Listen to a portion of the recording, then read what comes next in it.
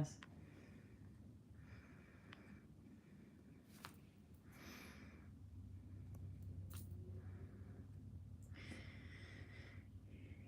Y'all go ahead and pile in here.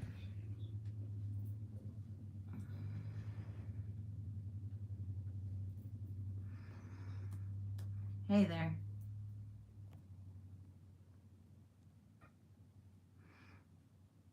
How are you, Mississippi Granny?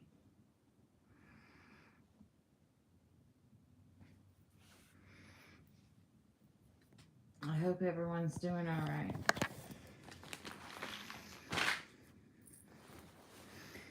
Y'all are going to find out just a little bit about me, a little bit about my son and what happened to him. I've been getting some comments in my comment section about me being judgmental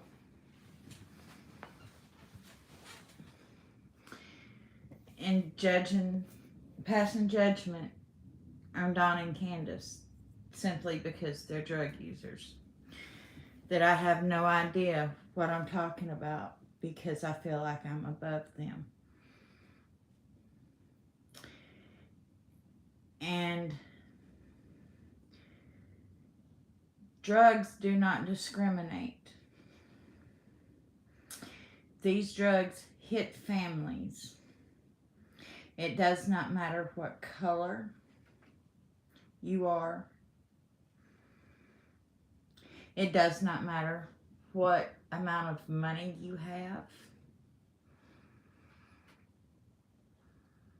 or how you were raised. High class, middle class, poor class. It does not matter which one of these hollers that you come from. When drugs invade, they invade.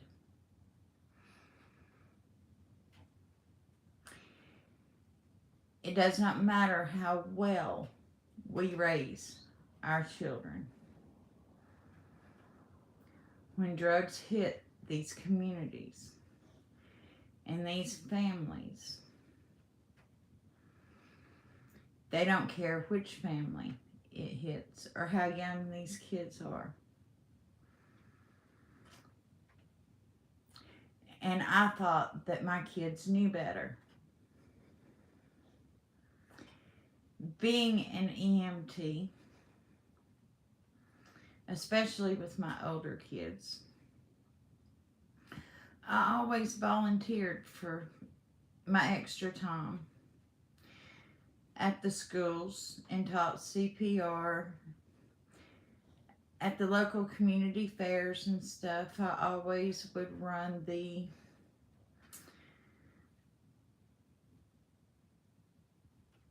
drug scenarios. And often, if we were out somewhere and a call come in, my kids would be in the car with me when I would take a call. So my kids seen a lot of bad things in me trying to help people.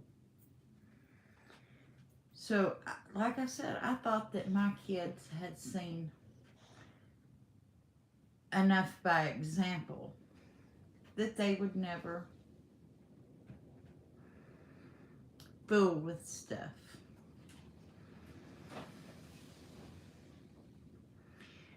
When my oldest son got about 15, and I worked all the time. I worked 24 on, 24 off. If somebody called in, I often found myself working 48 on and 24 off. So I was gone quite a bit, but we went through a phase to where he started sneaking out windows and things that kids would do. First, it was just a little bit of drinking that we caught him doing, and then it turned to marijuana, or so we thought. My oldest son was also born with a heart murmur. He was a 12-pound baby, and he had a newborn heart. His heart had to pump really hard to keep up with his body weight. So the first year of his life was really difficult. But he eventually outgrew this heart murmur. But they told us that it could come back later in life. So keep this in mind for later down the road. So as marijuana come into play, we tried the punishments. We tried everything that normal parents would do. Okay, it's not like we just let this continue. I even went as far as sending him all the way back to Oklahoma to his biological father. He was living with me and his stepfather. So I thought, well, and it had got to that point that there was not a whole lot more that I could do with him. So I went to the extremes of sending him back to Oklahoma to his biological father, thinking, if I get him out of this area and get him away from these people, that would be the best thing for him, right? That seemed to make the problem worse, because then the child just felt like I just ditched him somewhere. When he got there was worse problems around Oklahoma City and Lindsay and places like that. It was meth and it was ice and other things, pills, other things. When he turned 19, him and a group of friends was in a house, and they was sitting around, and a friend of theirs was injecting drugs. I was not there, so I don't know how many of them was injecting and how many was snorting, and I'm not going to tell you that my son was not a part of that because I don't know. But what I do know is that my son and his friends left a 17-year-old boy laying there with a needle hanging out of his arm. And the boy died. My son that I gave CPR training to, that was CPR certified, made the decision, instead of calling 911, they made the decision to leave him laying there. Well, because he was 19 and the kid that died was 17, the older kids ended up going to jail. To me, it was kind of an answered prayer. I thought, well, maybe the amount of jail time that he got would be enough to teach him a lesson and get him off the streets. We had tried rehab, we had tried everything else, right?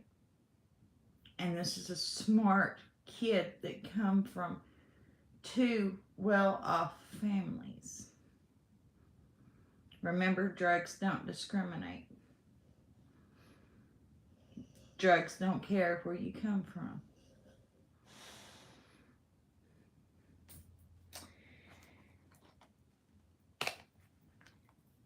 When he gets out of jail, he gets him an apartment, he gets him a job, he gets him a girl. And he does well. He does well for about 5 years. So that puts him at about 25. And he hurts his back. And they legalized marijuana in Oklahoma.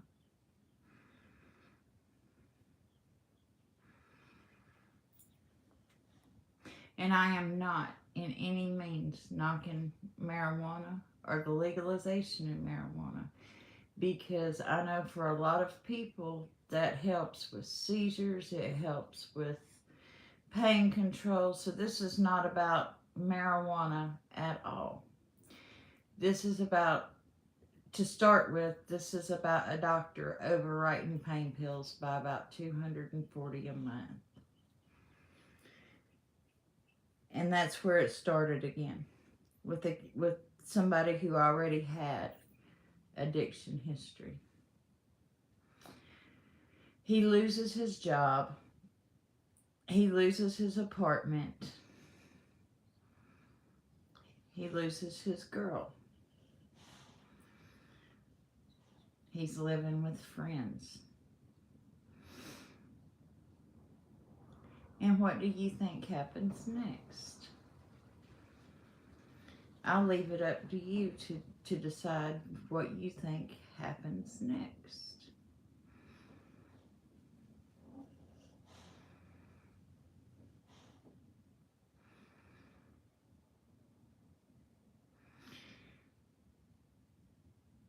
He goes back to the meth. He goes back to whatever he can find on the street. And it did not matter what it was. He really had no preference. He didn't care. And it was like that for the next 5 years. It seemed like every time he called, we would fuss. Every time I saw him, we would fuss. And he was always high.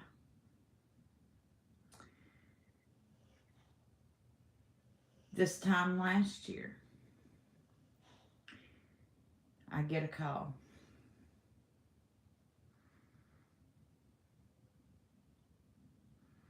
He says, "Mom, I'm about to die."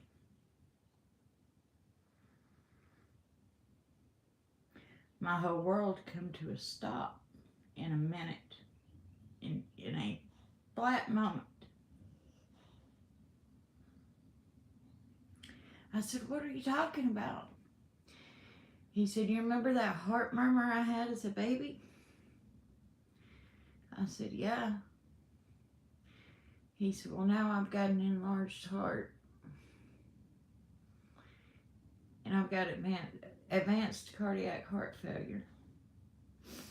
And the doctor says that I probably won't make it for the next 2 weeks." He said, "You need to come." I said, "Okay." I said, "I'll be there by nightfall." This was about 8 o'clock in the morning. And that's all he said. That was all he said to me. And I got in my car and I flew. I flew all the way to Oklahoma City. And I'm on the Alabama and Tennessee line. So that was a good drive.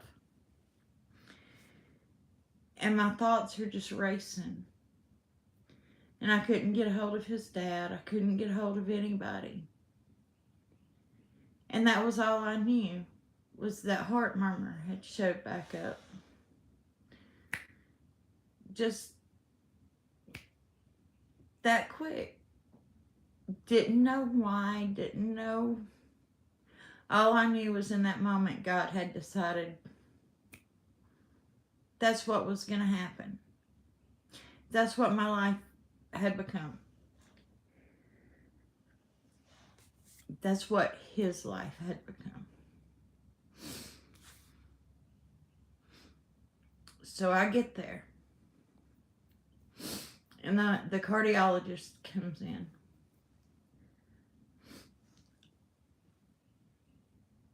And he sits down. And he said,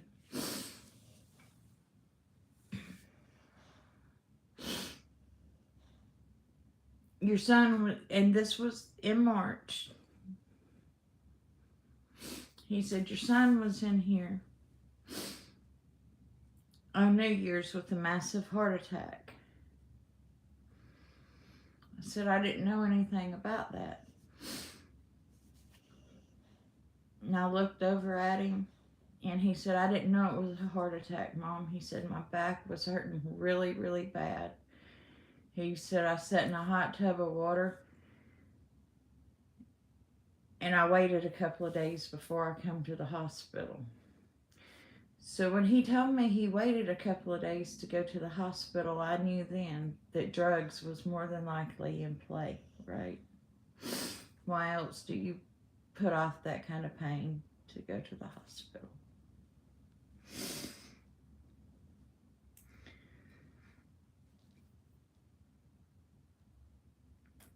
And it's the ingredients that they're making meth with now. It's causing this endocarditis in young people. That's the infection of the heart, an enlargement of the heart. And they've got all these wires run to my baby. But anyway, the doctor tells me, he said, he's not eligible for a heart transplant for a year. Because when he come in, he did test positive for drugs. He said, you have to have a clean drug history for a year to be eligible for a heart transplant. And he said, your son's just not going to make it to that 1 year goal. I said, what are our choices here? He said, sad to say, this 30-year-old man does not have any choices. He said the choices he has is to make the best of what he has until his heart just quits.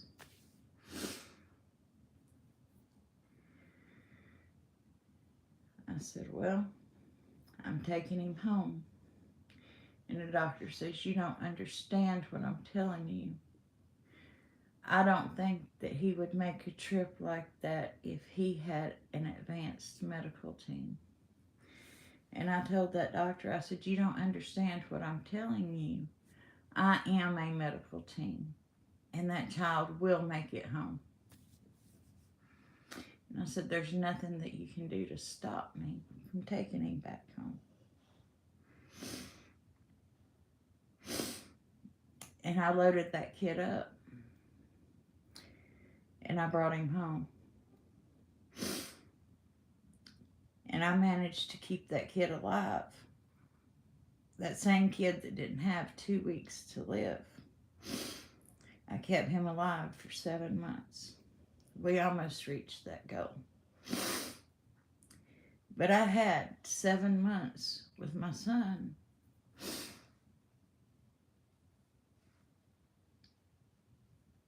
where he was totally clean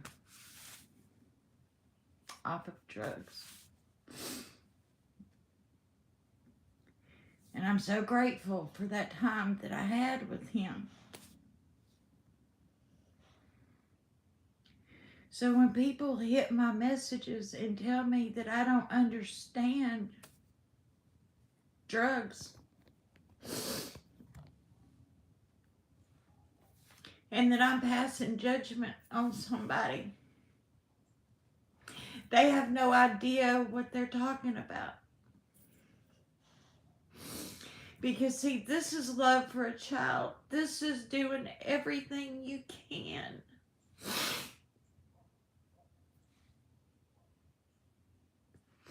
for a child. Me keeping him alive for that amount of time after they said he would not live, that is love for a child.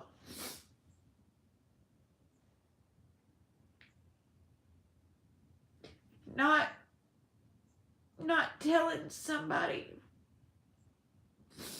where they can be found or where they were seen last.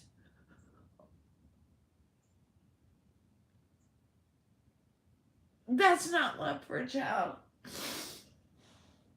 So don't come to my inbox and tell me that I'm passing judgment on somebody, please, or that I don't understand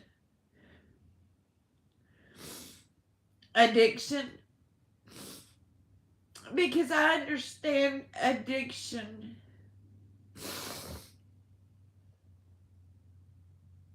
better than most people out there.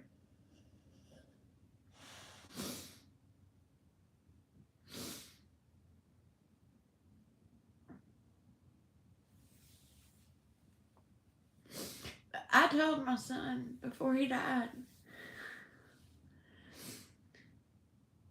I said, if I ever done anything, because when they were real little, because I had him, I got pregnant with him when I was 15. I had him when I was 16. I smoked weed when he was very little. I said, if I ever done anything, if you ever saw me do anything that encouraged you to do drugs, I'm sorry. And he said, Mom, I never saw any of that. And you never done anything. He said, it was the fact that once I did try drugs, he said, I loved them. And he said, I loved drugs more than I loved anything else in the world. And that's probably the most honest thing, the most real thing that he said. And that was honesty. So I understand addiction. I watched it take his life for 15 years.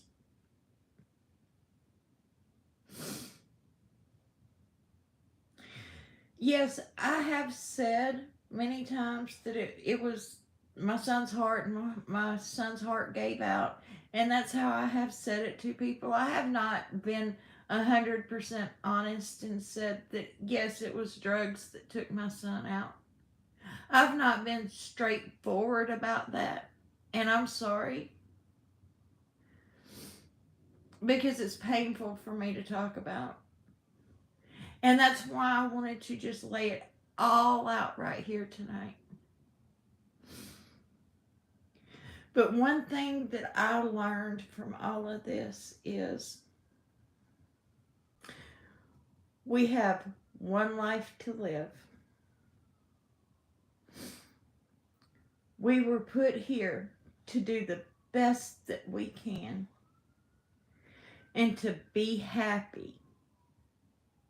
We were not put here to be sad all the time.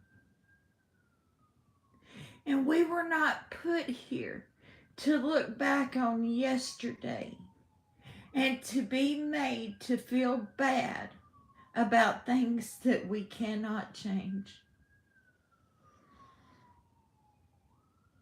And that's the message that I want to get across here today, is that everybody is human. And we all err and make mistakes. No matter what they were. It's whether or not you grow. You learn and you grow from that. And you find a way to be happy. Do not sit and wallow in depression and self-pity all the time.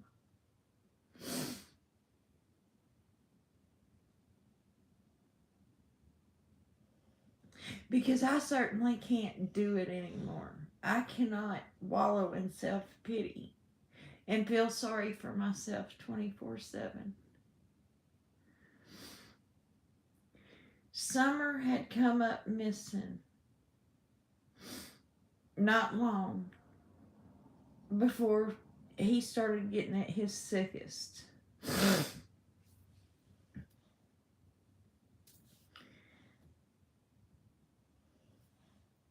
And I would play him YouTube. And I would play him a lot of Native American music, a lot of flute and drum music and stuff like that. You know, he was part Cherokee.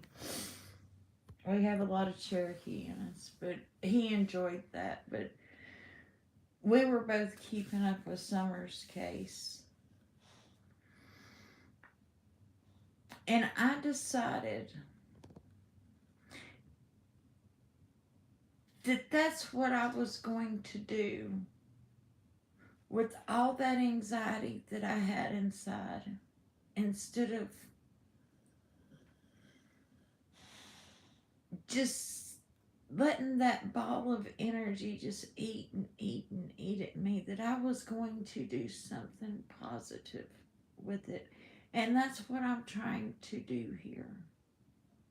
Is I am trying to do something positive with the skill set that I have. I have so many years of search and rescue skills. I am certified water rescue. I am certified cave rescue. And I am doing nothing with those skills right now. So I thought I can bring those skills out and be useful to lost and missing kids.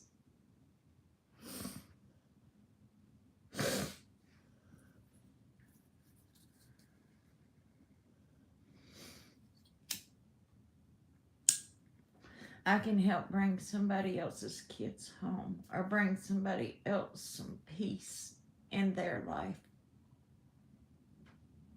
And by golly, that's what I'm going to do.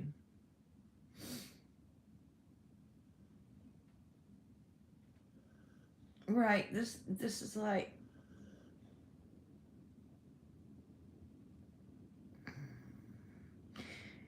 in his honor, I'm trying to do something positive. I'm trying to turn a negative to a positive.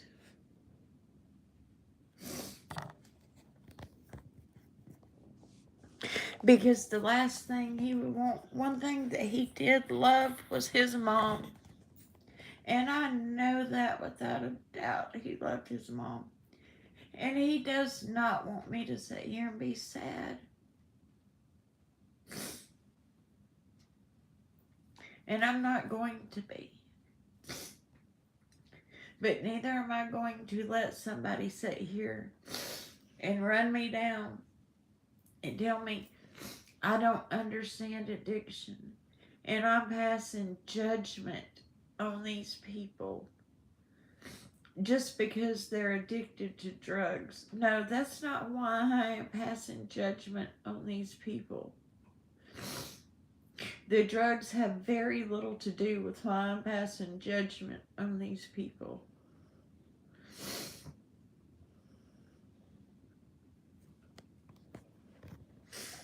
If they were sober and was pulling the hoaxes and telling the lies and running the stories that they were running, I would still feel the very same way. And that's truth.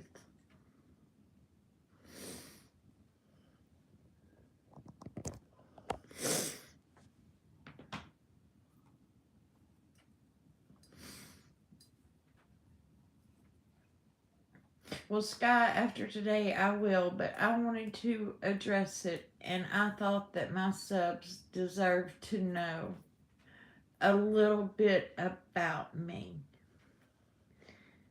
and a little bit about where I come from, so you guys understand me and why I'm here.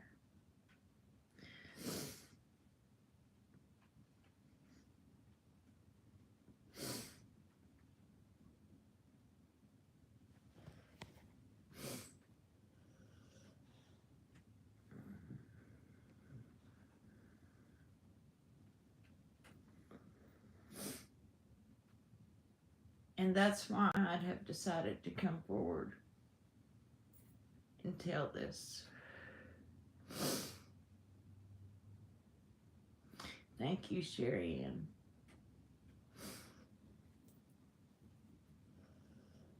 I've been doing my best. And I've been doing my best to bring a little humor and a little comic relief into the situation, because everything's been so insane and just so crazy that sometimes we just need a breakaway just to laugh for a minute.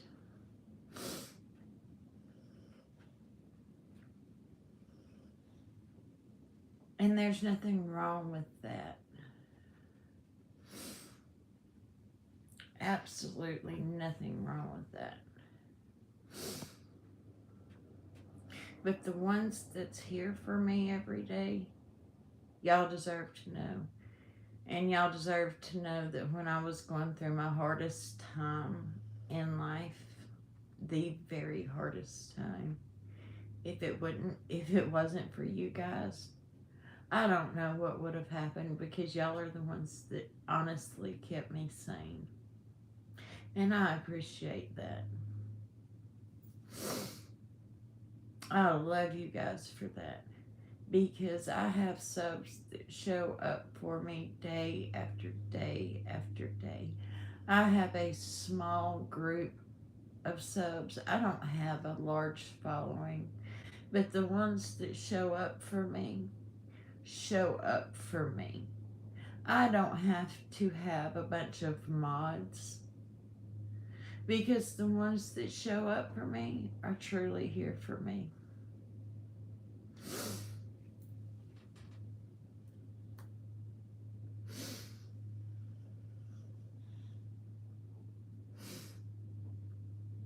And I wish them the best of luck, Granny. I do. Every night I pray for the ones that's recovering, and I certainly pray for the ones that's still out there that hasn't heard the message yet.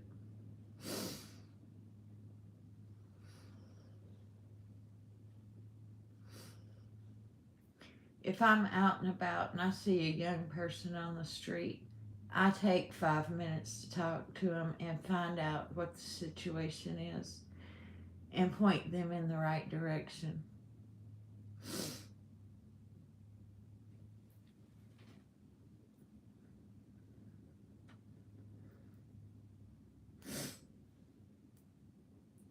We don't have a large homeless situation here. So to see, a teenager out on the street homeless or something is just not something you see a lot of. So when I see it, I reach out. I find out why. I find out what the needs are. And then if I can't get them to go, I send somebody out to them. And I encourage everybody else to do the same too. Send a police officer to them. Send a social worker to them. Don't just leave them on the streets for the pimps and the drug dealers to get a hold of.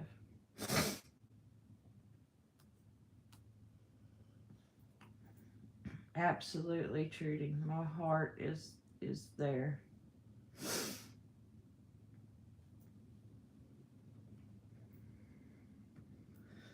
And no, I'm not trying to be like Trisha sniffing. I've been crying, y'all. So I'm gonna go get a tissue. And I meant that to be funny. I didn't mean that to be a derogatory thing. Hang on just a minute. Let me blow my nose.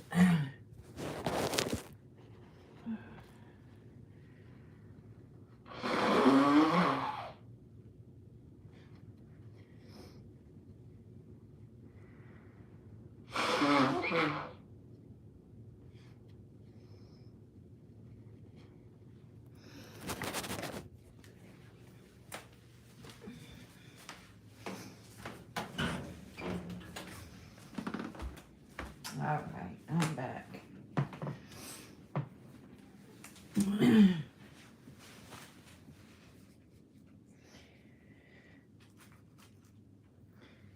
So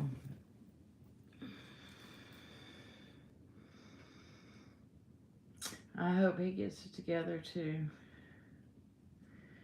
Hey,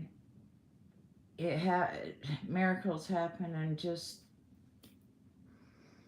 that quick. I've seen it. Things just turn around sometimes.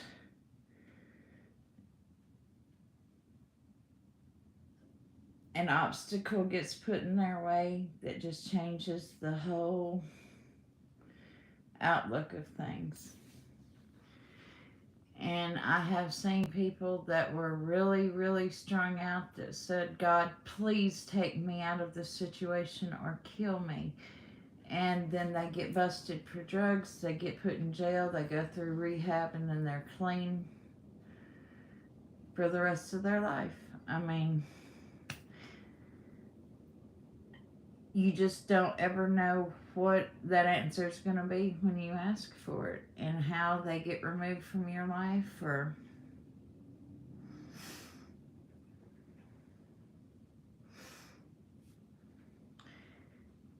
and maybe, me telling my story may touch somebody else.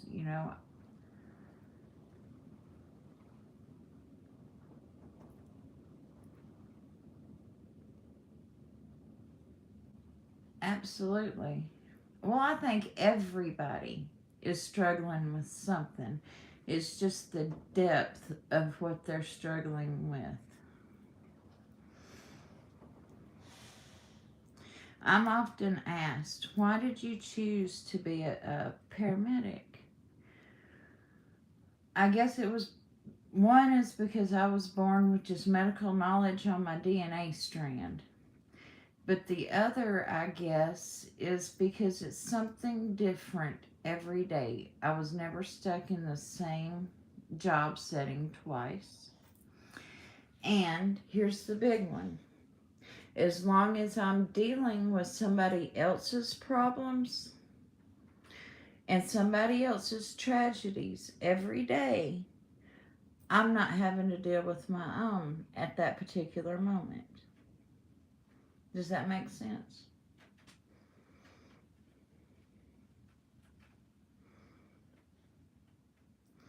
And it took me a long time to realize that that might be one reason why I took such a tragic job.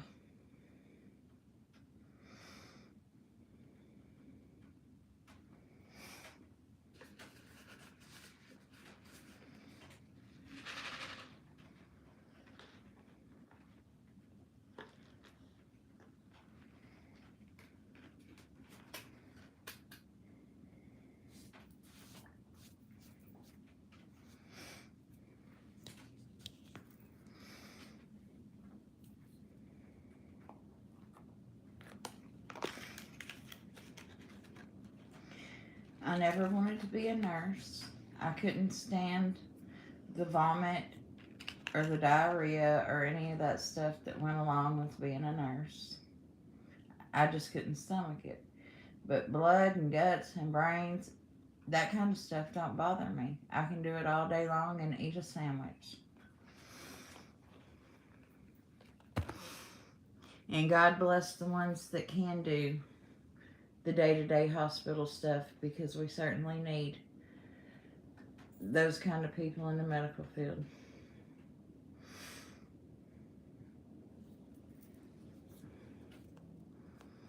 But we certainly do need the medics that get them to the nurses. That's for sure. And I teach now. I certify people now.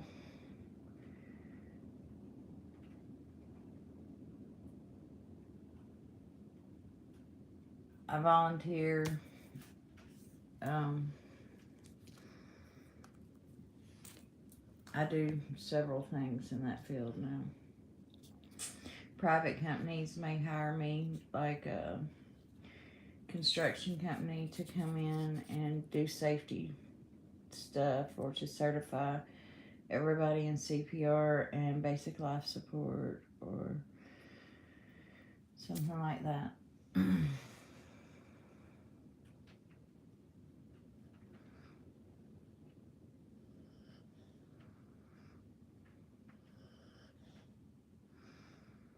I appreciate all my support.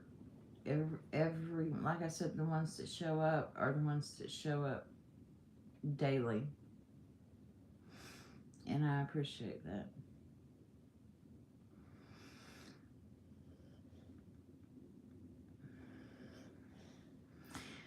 So I'm going to kind of give y'all a project and see what y'all can pull up out of the woods for me. Dalton Stout. There's you a name. See what you can find. He's local to the East Tennessee area. I know that he lives or was raised in Unicoi County. He's a cinematographer, videographer. He looks like the guy who was tap dancing in the Feet Fables videos.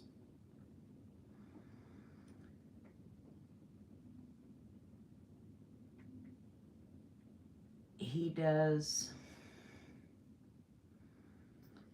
short films. He's got some things on IMDb. And he's the videographer who was doing the filming in Gatlinburg that was filming an episode of Predator Nation almost 10 months ago, and he was running through the streets with Ernie Shell and a couple of other Predator Nation guys the very same week that Grandma Candy had the kids in Gatlinburg.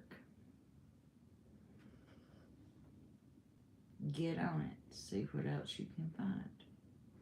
I want any links to Tim Mullen or anybody else that could possibly be involved. That is a very small area.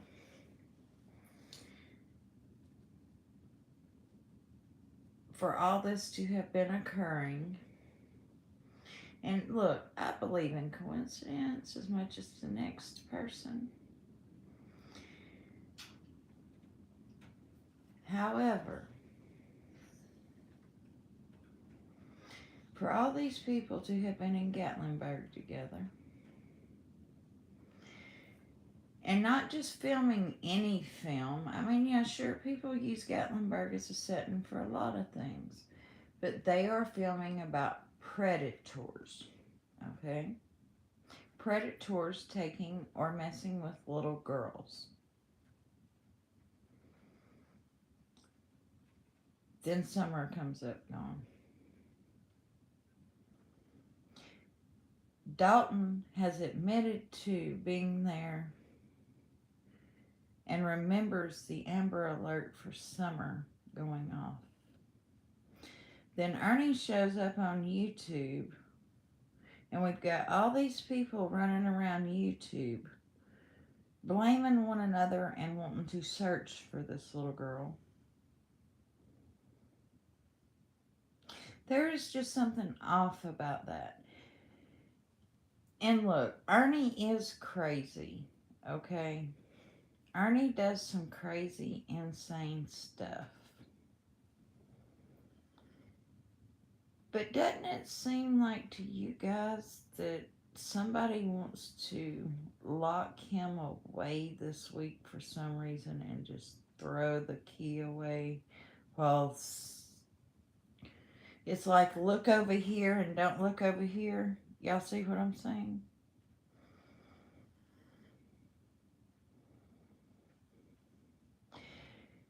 Exactly. I've got a whole video of it. Of the thing coming down where it says lights, camera, action.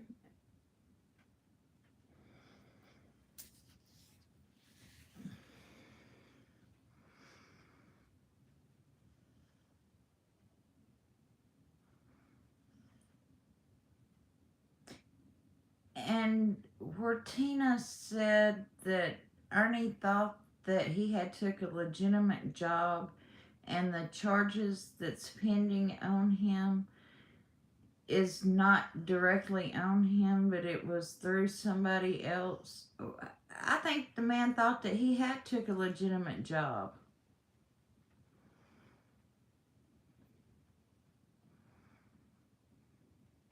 I think that there's something to that. And it does seem like there was some people that knew that he was going to go to jail before he did. Sorry about that, guys, but it does seem like there was a certain group of people that knew that the man was about to get locked up and was waiting for it to happen.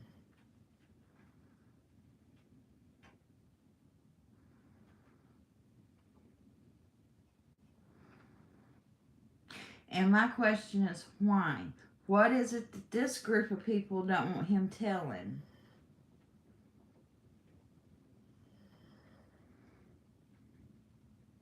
So something's going on between these two groups of people. And I want to know what it is.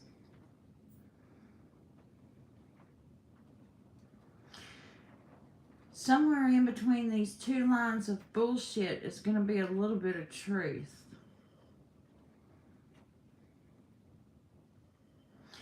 Probably so.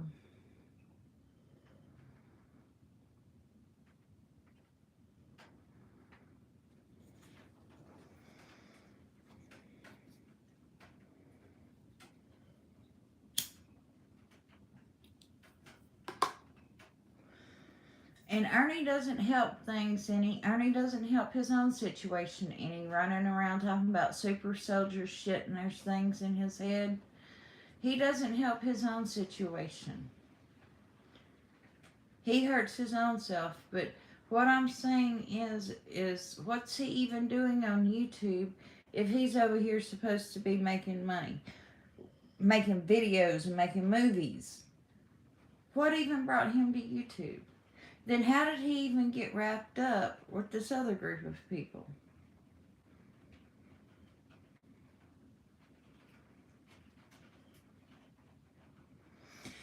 There is a tie somewhere, and I'm willing to bet that the ties are going to be through these videographers. All these videographers. The one on Bates Mountain, Dalton Stout, and Tim Mullen.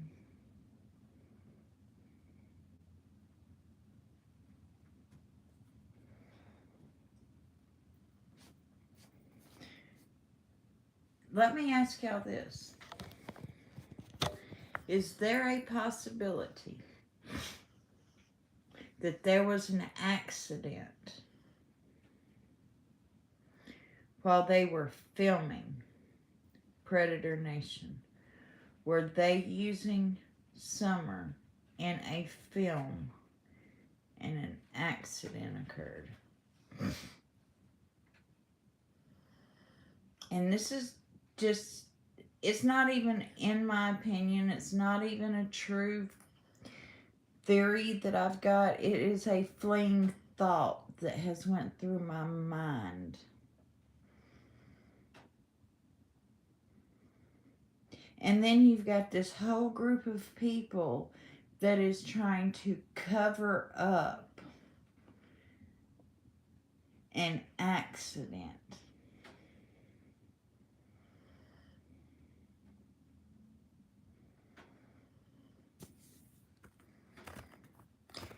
That's the only thing that I could think of that would draw in a whole group of people.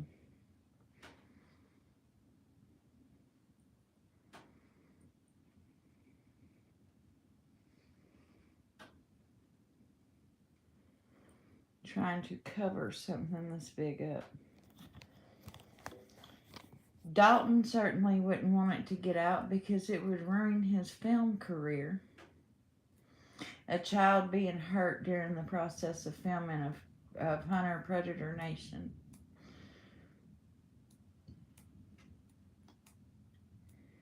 I mean, just think it out. Just think it out where I'm going with this here.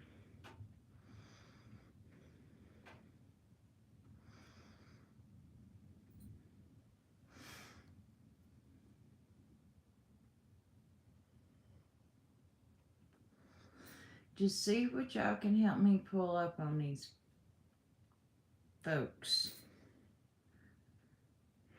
And I'm asking for help because the clock is ticking and we're running out of time.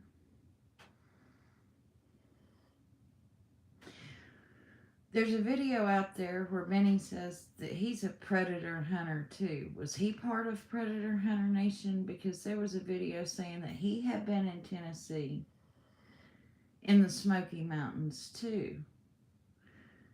And that's what makes me think accident during filming.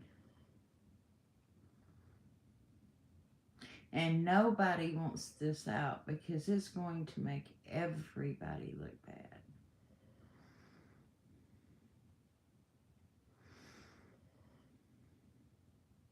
Well, I said Ernie does not help himself. Ernie is 4 squirrels loose of a basket of nuts.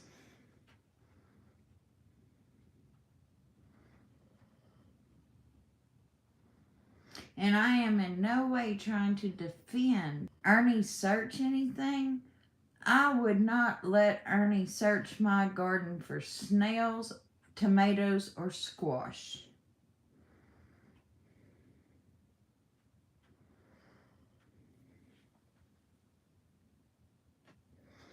But there is something going on with the whole group of them.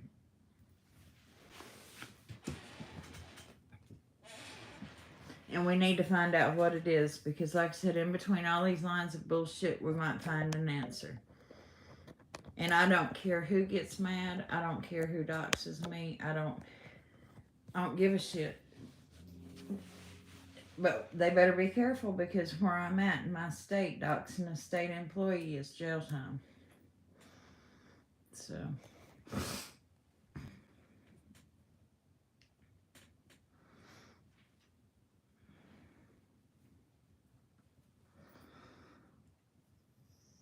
Oh, exactly, because Dalton Stout claims that he is a magician with Studio 13.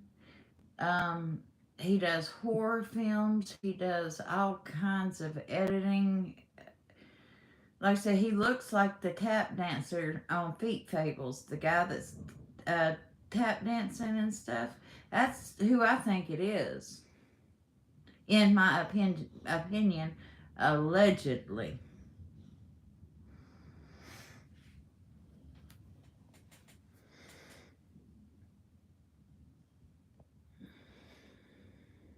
And Miss Nita had information on him a long time ago, and she said, "Oh, well, I talked to him, and he's already been bothered so much, and he seemed like a nice guy, so I just decided to leave him alone." I caught that much in one of her lives. No, in this business, we don't leave anybody alone that may be connected. And nice guy has domestic violence charges on him. Does he throw heaters at his wife or girlfriend, or does he punch her in the mouth too? We don't know. Oh, thank you.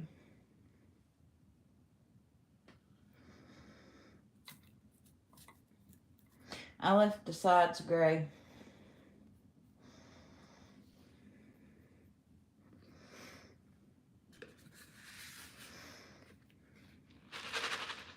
It's gray and purple.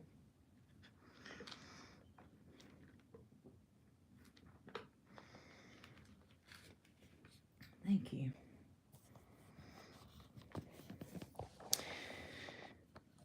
I found the brand of hair color I really like to use. It's not messy or anything. It's really simple.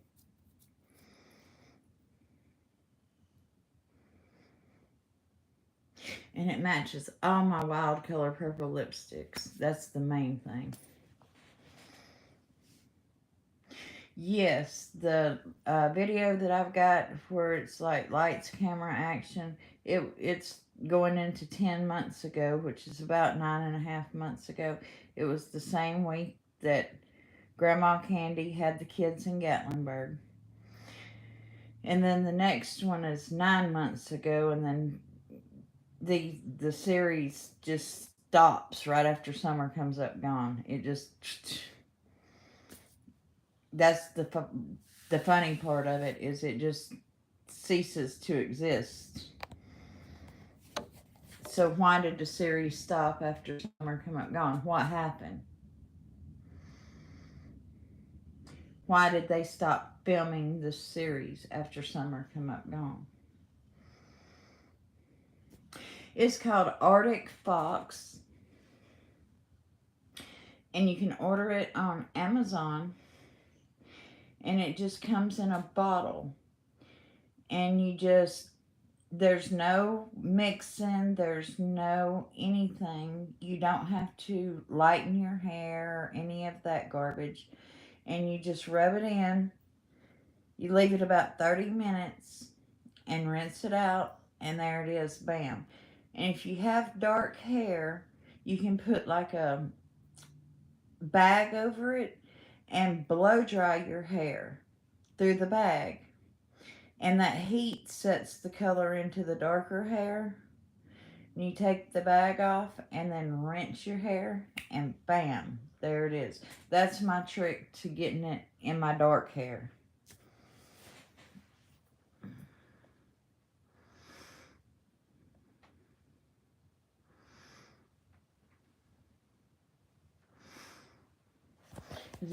You can tell how purple it is in the back in that dark hair. And so I just blow dry it through the plastic bag.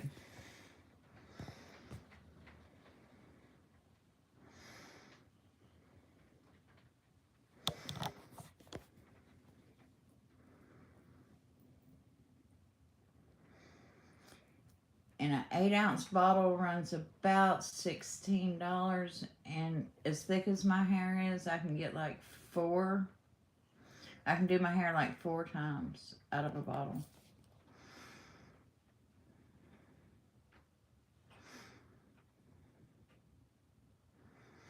But yeah, most definitely, it's messed up. So we need to find out who these people are. So can y'all help me do that? Please.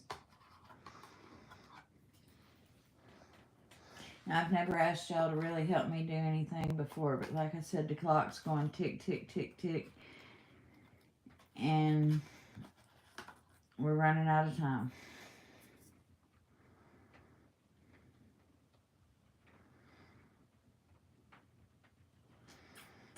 So, alright, well, I've kept you people for almost an hour.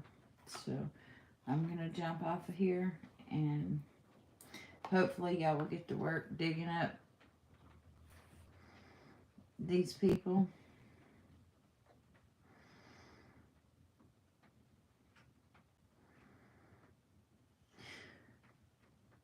We'll dig him up and let's look at him.